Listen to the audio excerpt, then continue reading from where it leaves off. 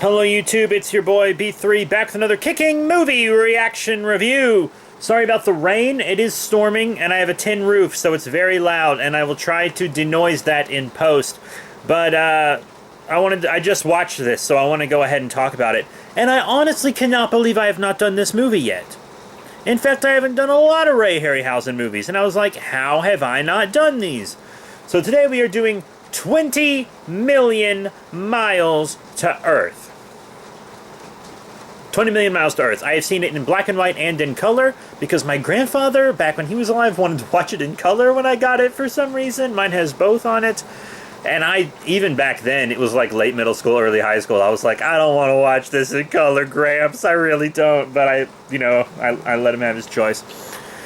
But it is much better in black and white. Just because the lighting sits better in black and white. It's lit to be a black and white picture. So the lighting comes across a lot better when in black and white, and it just feels kind of unnatural to see it in color, you know what I mean? But yeah, 20 Million Miles to Earth, classic Ray Harryhausen film. He was kind of infamous for setting his films in places he wanted to visit, like he wanted a trip to Rome, so he made this take place in Rome. Plus he thought the big Colosseum would be a cool thing to put a kaiju on. That's right, this is kind of a kaiju picture. More of a Kong-sized kaiju. In fact, a lot of this movie is taken from King Kong. King Kong was his inspiration as a child. Willis O'Brien was his mentor. And I heard this rumor recently on GargantuCast that... No, it wasn't GargantuCast. It was a different Something Ghoulish podcast. I think it was Gods and Monsters of Gods and Monsters. And I think it was Chris McDonald said Ray Harryhausen did not like Godzilla, which took me by surprise. And he said, because he always felt that it took too much from the Beast from 20,000 Fathoms. And I was like, if that's true, you must not like your own works, because 20 Million Miles to Earth takes a shit ton from King Kong, dude. The ending is the same ending as King Kong. But instead of the Empire State Building, it's the Colosseum of Rome. It's the same ending. It's the same sympathetic creature taken out of its natural environment, hunted by man.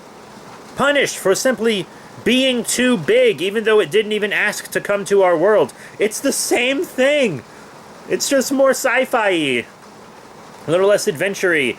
It's got the whole love plot that doesn't make sense. You know, a lot of these old movies, they have like a male and female character that fall deeply in love with each other for seemingly no reason in an extremely short amount of time.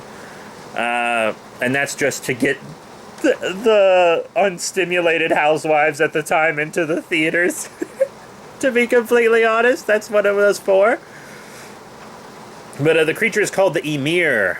Like from Norse mythology, I have a statue of it. It's really cool. Actually, this set was a gift from my mom many, many years ago. It had 3 movies in it, all in their original black and white and colorized versions.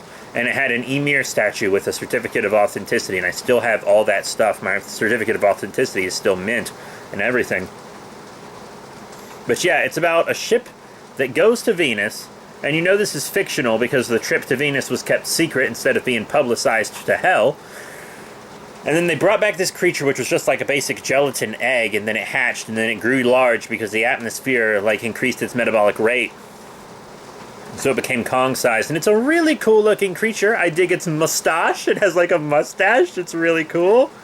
A nice green, and the feeling of the green kind of does come across through the black and white, kind of like Boris Karloff Frankenstein or the creature from the Black Lagoon. Like you can feel that they're green, even though they're technically gray. But this is a pretty good movie, you know.